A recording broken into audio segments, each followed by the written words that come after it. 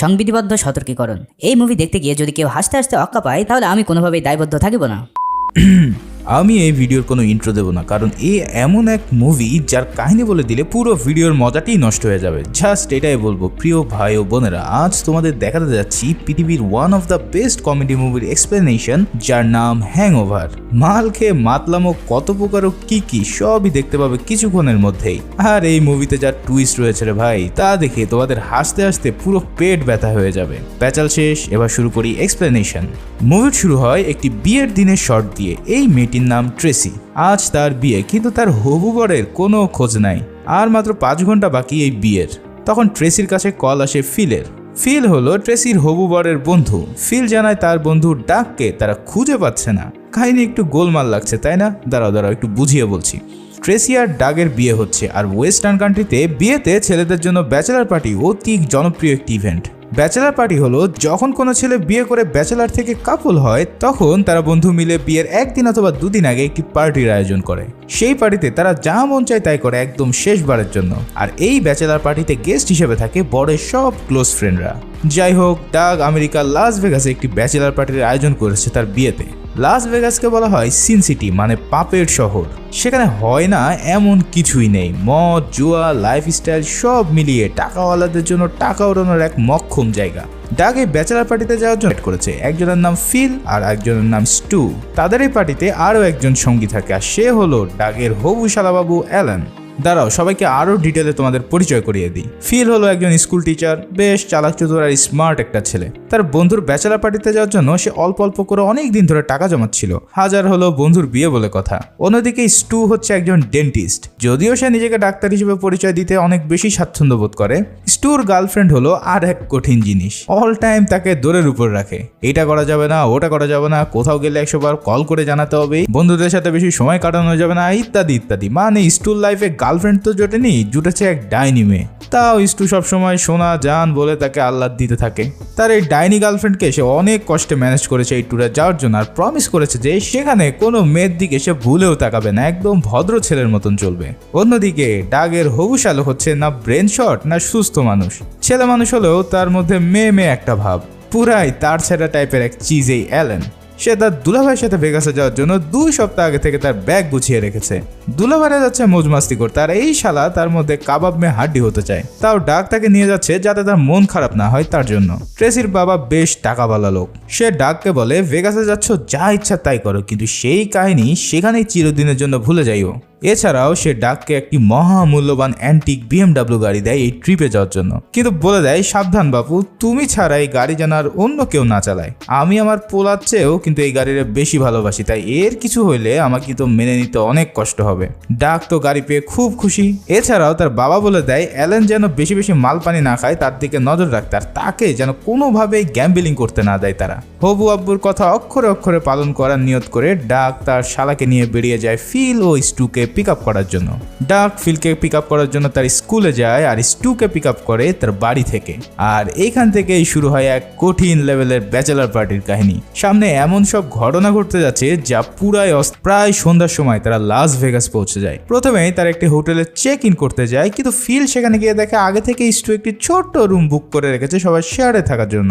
Feel বলে, আরে বেটা, 1 রাতের জন্য থাকবো, ভিআইপি ভাবে থাকবো, যা লাগে আমি শেয়ার করতেছি, ওকে?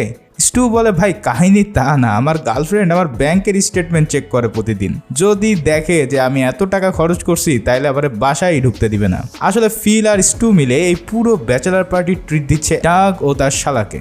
ফিল তাকে বুঝিয়ে ম্যানেজ করে নেয়, আর তখন তারা $420 দিয়ে এক বিশাল প্রাইভেট স্যুট নিয়ে নেয়। সেখানে গিয়ে তো সবার মাথা পুরাই খারাপ। এত ভালো ভিউ দেখা যায় এই রুম থেকে, আর পুরো একটি বাড়ির মতন সব ব্যবস্থা আছে সেখানে। পাগলা অ্যালান কিছু বাদাম দেখে বলে, দেখো দুলাভাইরা আমাদের জন্য ফ্রি বাদাম দিছে। স্টু বলে, আরে শালা, এটা ফ্রি না, এখান থেকে বাদাম নিলে সেটা অটোমেটেড সিস্টেমে বিল অ্যাড হয়ে যাবে আমার ক্রেডিট কার্ডে।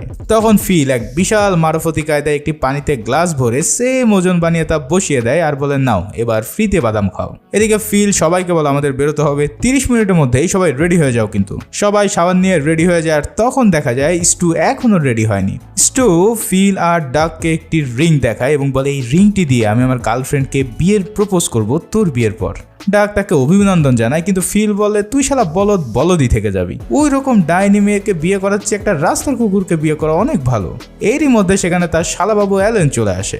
একবার দেখো তার স্টাইল, মনে হচ্ছে কেবল এক বোতল ঝেড়ে এসেছে। এরপর তারা সবাই মিলে এই হোটেলের একদম ছাদে চলে আসে। সেখানে অ্যালেন 4টা শর্ট গ্লাস দিয়ে সবাইকে ড্রিঙ্ক সার্ভ করে আর সবাই সেটা চিয়ার্স করে খেয়ে নেয়। এক প্যাক মাল খেয়ে অ্যালেন তার দুলাভাই আর 2 বন্ধুর উদ্দেশ্যে নিজের মনের কথা ভাষণ দিতে থাকে। সে জানায় বড় ভাইয়েরা এত ফ্রেন্ডলি হবে সেটা সে কখনোই কল্পনা করে নাই। সে প্রতিজ্ঞা করে আজ আমরা যা করব তা কখনোই বাইরে কাউকে জানতে দেব না। অতি আবেগে মালটা নিজের হাত কেটে রক্ত দিয়ে শপথ নেওয়া শুরু করে। সবাই বুঝতে পারে এক প্যাক খেয়ে এই মাতালের এই অবস্থা, না জানি সারা রাতে কি করে। ফিল এবার বলে ভাই সিরিয়াসলি আমরা আজ সারা রাত যা করব তা যেন কেউ কোনোদিন জানতে না পারে। আমাদের কোনো কিছু আমরা মনে রাখবো না, জাস্ট চিল হবে মামা, চিল। এই বলে সবাই মিলে সকালে। সারা রাত কি হয়েছে এটা জানতে আমাদের একটু অপেক্ষা করা লাগবে। এরপর আমরা দেখতে পাই তাদের হোটেল রুম পুরোই বিধ্বস্ত অবস্থায় রয়েছে। ফিল, অ্যালেন আর স্ট্রু মাতাল হয়ে যেখানে সেখানে ঘুমিয়ে রয়েছে। স্ট্রুর প্রথমে ঘুম ভেঙে উঠে দেখে পুরো রুম একদম তছনছ অবস্থায়। এরপর শালামিয়া ঘুম থেকে উঠে দুলতে দুলতে মূত্র বিসর্জন দিতে টয়লেটে যায়। সেখানে হিসু করা অবস্থায় সে দেখে এক রয়্যাল বেঙ্গল টাইগার তার জন্য চুপ করে বসে আছে। প্রথমে অ্যালেন ভাবছে ধুরু মাল মনে হয় বেশি খেয়ে ফেলেছি, তাই এখনো মাতালি আছি। কিন্তু একটু পরে সে বুঝতে পারে আরে এ তো অরিজিনাল জিনিস। সাথে সাথে প্যান্ট শার্ট ছাড়াই দৌড়ে বাইরে এসে ফিলকে বলে ভাইয়া বাথরুমে এক বিশাল সাইজের বাঘ বসে আছে। ফিল তখন বলে হায় কোনো তোমার নেশা কাটে নাই। তখন সে নিজে গিয়ে দেখে আসলেই একটা অরিজিনাল বাঘ সেখানে বসে আছে। দেখতে পায় তার সামনের একটি দাঁত হাওয়া হয়ে গেছে। ফিল বলে আরে কাল রাত্রে এমন কি খাইলাম যার জন্য কিছুই বুঝতে পারতেছি না। এদিকে স্টু তার দাঁত হারানোর শোকে কাতর হয়ে পড়েছে আর বলে ভাই আমার গার্লফ্রেন্ড আবার মাইরা ফেলবে এমন দেখলে। এছাড়াও এই হোটেলের যে অবস্থা তাতে আমার ক্রেডিট কার্ডে যে কত $1000 কেটে নেয় আল্লাহ জানে। সবার হঠাৎ করে মনে পড়ে আরে ডাক কোথায়। তার শালা রুমে গিয়ে দেখে ডাক সেখানে নেই আর বাইরে যেয়ে নাস্তা করতে গেছে। এত প্যারা নিয়ে লাভ নাই। আর তখনই তারা এমন এক আওয়াজ শুনতে পায় যে তাদের জান চমকে যায়। এক ছোট্ট বাচ্চা উঙ্গা উঙ্গা করে কান্না করছে তাদের রুমের মধ্যে। অনেক খোঁজাখুঁজির পর দেখতে পায় যে আলমারির মধ্যে 6 মাসের একটা বাচ্চা হাউমাউ করছে। তাদের মাথায় তো কিছুই কাজ করছে না, ঘটনা কি বাচ্চা এখানে আসলো কি করে। আসলে তারা রাতে এত খাওয়া দাওয়া করেছে যে রাতের কোনো ঘটনায় তাদের বিন্দু মাত্র মনে নেই। না এভাবে বসে থাকলে তো চলবে না, তাই সবাই বাইরে চলে যায় রহস্য উদ্ঘাটনের জন্য। পুল সাইডে বসে ব্রেকফাস্ট করার সময় তারা মনে করতে থাকে রাত্রে কি হয়েছিল। এদিকে স্টু পুরো হোটেল রুম খুঁজে এসেও ডাককে কোথাও পায় না। অ্যালেন তার পকেটে হাত দিতে স্টুর সেই পড়ে থাকা দাঁত খুঁজে পায়। তখন সবাই নিজেদের পকেট চেক করে যে কোনো লিড পাওয়া যায় কিনা। সেখানে স্টু তার এটিএম বিলের রিসিপ্ট দেখতে পায় আর দেখে সেখান থেকে 8টাই মারা সারা। অন্যদিকে ফিলের হাতে একটি হসপিটালের ব্যান্ড দেখতে পায়, মানে সামহাও সে গত রাত্রে কোনো একটি মেডিকেলে ভর্তি হয়েছিল। তার কি হয়েছিল কেন হয়েছিল কিছুই বোঝা যাচ্ছে না। যাক তাও তো একটা লিড পাওয়া গেল। তাই সবাই মিলে হসপিটালে যাওয়ার জন্য নিচে নেমে আসে। সেখানে এসে দেখতে পায় হোটেলে কারা যেন একটি বেডের ম্যাট্রেস ছুঁড়ে ফেলে দিয়েছে আর সেটা গিয়ে আটকে আছে একটি স্ট্যাচুর উপর। মনে মনে তারা ভাবে এই আকাম আমরা ছাড়া আর কেউ করতে পারে না। তখনই একটি পুলিশ কার তাদের সামনে চলে আসে আর সেখান থেকে ড্রাইভার নেমে তাদের 3 জনকে পুলিশ অফিসার বলে সম্বোধন করে। তারাও কোনো কথা না বলে গাড়ি নিয়ে কেটে পড়ে, কারণ তাদের সে মার্সিডিজ গাড়িটাও তার পার্কিংয়ে খুঁজে পাচ্ছে না। এরপর তারা হাসপাতালে এসে পৌঁছালে ডাক্তার জানায় সামান্য কিছু আঘাতের কারণে গত রাত্রে ফিলকে এখানে ভর্তি করা হয়েছে। সে সময় তারা 4 জনই উপস্থিত ছিল, তার মানে ডাগও রাত 4টা পর্যন্ত তাদের সাথেই ছিল। তখন ডাক্তার বলে ফিলের ব্লাড হিউজ অ্যামন্ডেক্স, যেটা লাস ভেগাসের মেয়েদের রেপ করার জন্য ব্যবহার করা হয়। তারা তখন বলে তাহলে সবাইকে একসাথে ড্রাগ কে ইনজেক্ট করেছিল। সেখান থেকে তারা এও জানতে পারে যে গত রাত্রে তারা বারবার একটি বিয়ের কথা বলছিল। ফিল বলে হ্যাঁ আমার বন্ধুর আগামীকাল বিয়ে, তাই হয়তো সে এই কথাই বলছিল। কিন্তু ডাক্তার বলে জি না, তোমরা কোনো একটা বিয়ের অনুষ্ঠান থেকে এখানে এসেছিলে। এটা শোনার পর তাদের কাহিনী তো আরো প্যাঁচ লেগে যায় যে এই অজানা জায়গায় তারা কার বিয়ে খেতে এসেছিল গতকাল। তখন ডাক্তারের কাছ থেকে যেখানে বিয়ে হয়েছিল সেই চার্চের ঠিকানা নিয়ে তারা সেই চার্চে উপস্থিত হয়। চার্চে পৌঁছালে সেখানে এক লোক তাদেরকে দেখে আনন্দে আটখানা হয়ে পড়ে আর বলে তোমাদের মতন এত ক্রেজি আর ফানি ক্যারেক্টার আমি আমার জীবনে দেখি নাই। স্টুকে দেখে বলে এইটা হচ্ছে তোমাদের মধ্যে সবচেয়ে ক্রেজি পাপি। স্টু তো কিছুই বুঝতে পারছে না কাহিনী কি। তখন ওই লোক বলে গত রাত্রে তোমরা এখানে এসেছিলে জেডি নামের একটি বার ড্যান্সার ও প্রস্টিটিউটকে বিয়ে করতে, আর এই বিয়ে করেছে স্টু। এই কথা শুনে তো সবাই পুরাই শক। শেষমেশ এক ডাক্তার হয়ে কিনা সে এক রাতের পরীকে বিয়ে করেছে। তখন তারা সেই রাতের বিয়ে সব ছবি দেখতে থাকে। স্টুর তো আত্মা যায় অবস্থা। সেখান থেকেই তারা জানতে পারে যে এই পিচ্চি বেবিটা হচ্ছে জ্যাডের, মানে স্টু নতুন বউয়ের সাথে একটি বাচ্চাও ফ্রি পেয়েছে।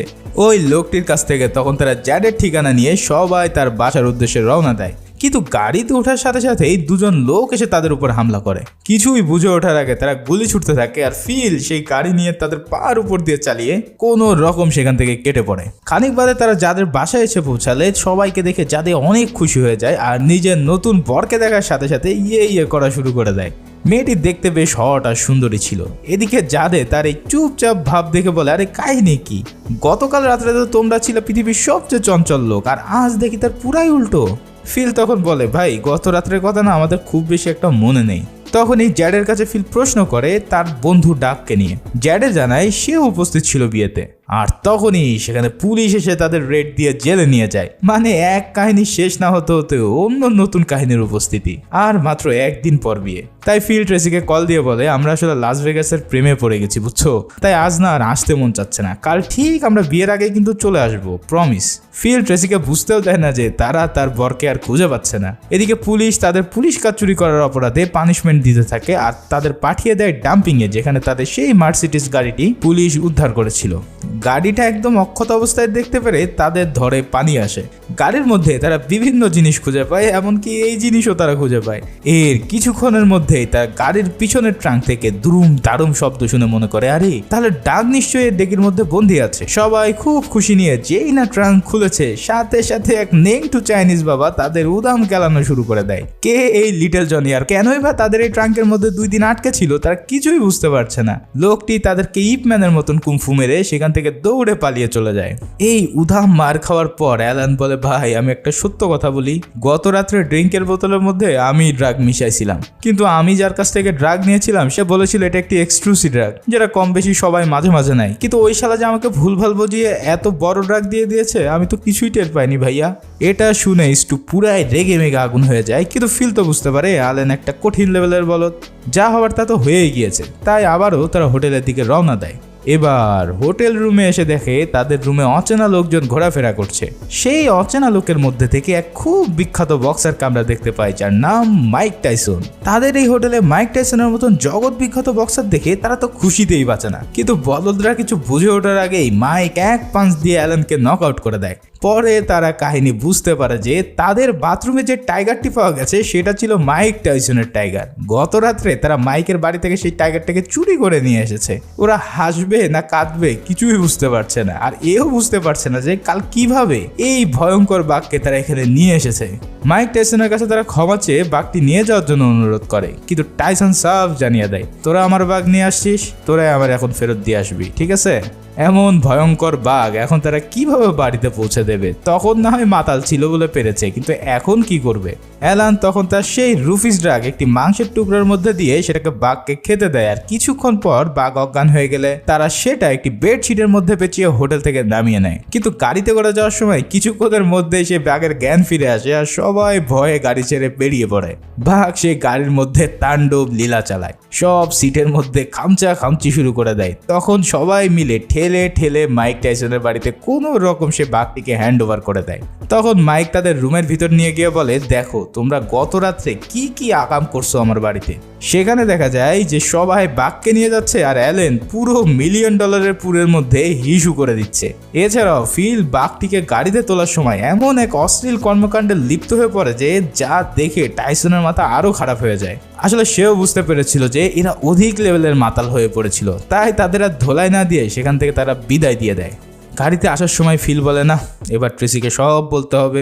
সবাই রাজি হয়ে যায় কথা শুনে। অ্যালেন বলে, আমার আব্বা আমারে কোপাবে বাড়িতে গেলে যদি দেখে তার এই গাড়ির সিট এমন অবস্থা করছি আমরা। কিন্তু তখনই এক বিশাল গাড়ি এসে এইবার এই অ্যান্টিক গাড়িকে এমন ধাক্কা দেয় যে পুরো ভাঙড়ি মালে পরিণত হয়ে যায়। পরে দেখা যায় সেই গাড়ি থেকে বের হয়েছে সেই চ্যাংচুং চাইনিজ লোকটি। না, এবার একদম ড্রেস পরে এসেছে। এখানে চ্যাংচুং জানায়, গত রাত্রে তোমাদের সাথে আমি ক্যাসিনো খেলেছিলাম আর তোমাদের মধ্যে থাকা অ্যালেন আমাকে $80,000 জিতিয়েছিল, কিন্তু খেলা শেষে তোমরা আমার সেই $80,000 চিপস নিয়ে ফুরুত হয়ে যাও।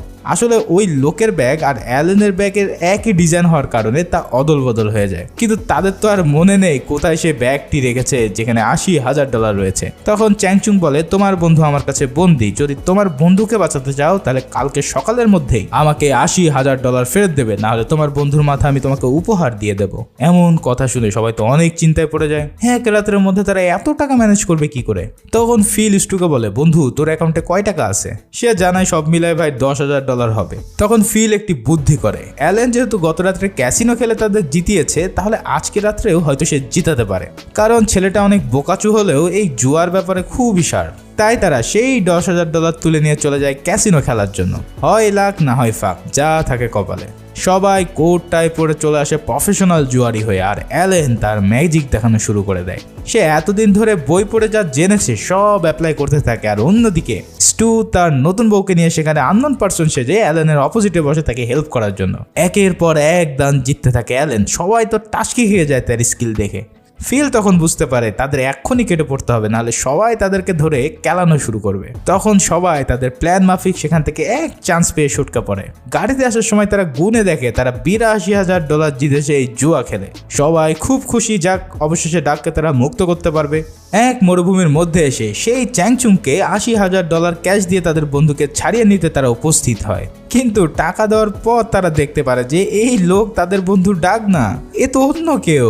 সবার মাথায় আকাশ ভেঙে পড়ে যে একজন র্যান্ডম পাবলিকের জন্য তারা এত টাকা হারালো। ফিল চ্যাংচুং এর কাছে টাকা ফেরত চায় আর বলে, দেখো এটা আমাদের বন্ধুর ডাক না, আমার টাকা ফেরত দে। কিন্তু চ্যাংচুং যাতে মাতাল তালে ঠিক, সে তাদেরকে সেখানে অশ্লীল অঙ্গভঙ্গি করে সেখান থেকে চলে আসে। সেই লোকটিকে দেখে অ্যালেন এবার চিনে ফেলে আর বলে, এই মালটাই তো আমার কাছে রুফলিন বিক্রি করেছিল। আসলে ওই লোকটির নামও ছিল ডাক। তাই এত কনফিউশন তৈরি হয়েছে এখানে। এখন কি আর করা, এই তিনজনের হাতে তো আর কোনো উপায় নেই। তাই ফিল এবার সত্যি কথা জানানোর জন্য ট্রেসিকে কল দেয়। তোমাদের নিশ্চয়ই মনে আছে এই সিন দিয়ে মুভিটি শুরু হয়েছিল। ফিল ট্রেসিকে পুরো ঘটনা বলতেই যাবে, ঠিক সেই সময় স্টুর মনে পড়ে যে রাতে তারা ডাককে ছাদে রেখে এসে ভুল করে দরজা লক করে দিয়েছিল। স্টু তখন ফিলের কাছ থেকে ফোন কেড়ে নিয়ে ট্রেসিকে বলে, তুমি কোনো চিন্তা করো না, আমরা 5 ঘন্টার মধ্যেই চলে আসবো। এরপর সবাই মিলে চলে যায় হোটেলের রুফটপে, আর সেখানেই দেখা মেলে তাদের হারিয়ে যাওয়া বন্ধু ডাগের। ইতিমধ্যে ডাক 2 দিন রোদে পুড়ে একদম লালে লাল হয়ে গিয়েছে। সে এখনো বুঝতে পারছে না যে সে কয়দিন ধরে ঘুমিয়েছিল সেখানে। যাই হোক, সবাই মিলে তাকে নামিয়ে নিয়ে আসে।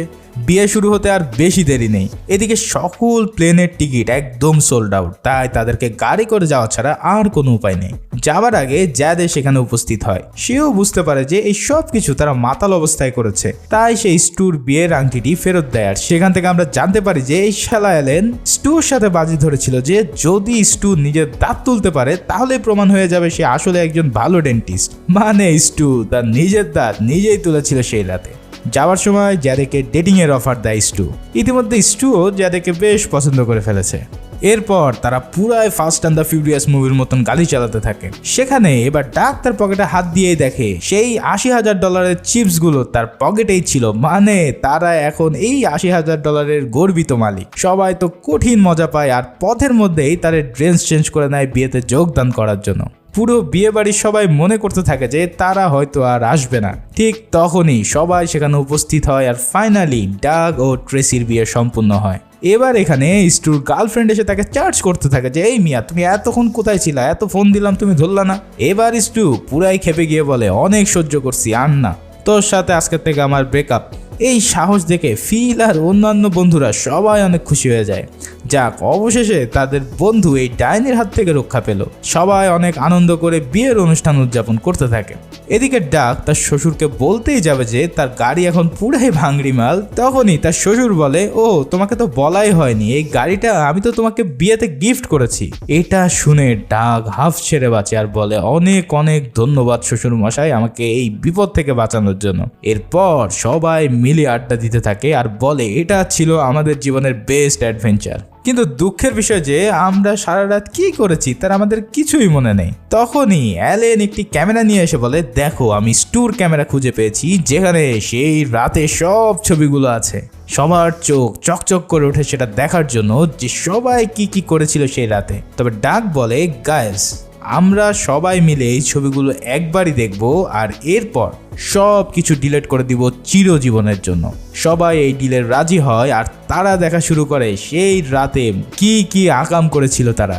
তোমরা যদি পুরো ছবিগুলো দেখতে চাও তাহলে অবশ্যই মুভিটি ডাউনলোড করে দেখে নিও। আমি যেগুলো ইউটিউবে পাবলিশ করার মতন সেগুলো তোমাদেরকে দেখাচ্ছি। মুভিটি ভালো লাগলে একটি লাইক করে দিতে ভুলো না, নতুন হয়ে থাকলে প্লিজ সাবস্ক্রাইব করে দিও। সবাই ভালো থাকো, সুস্থ থাকো, টাটা, বাই বাই।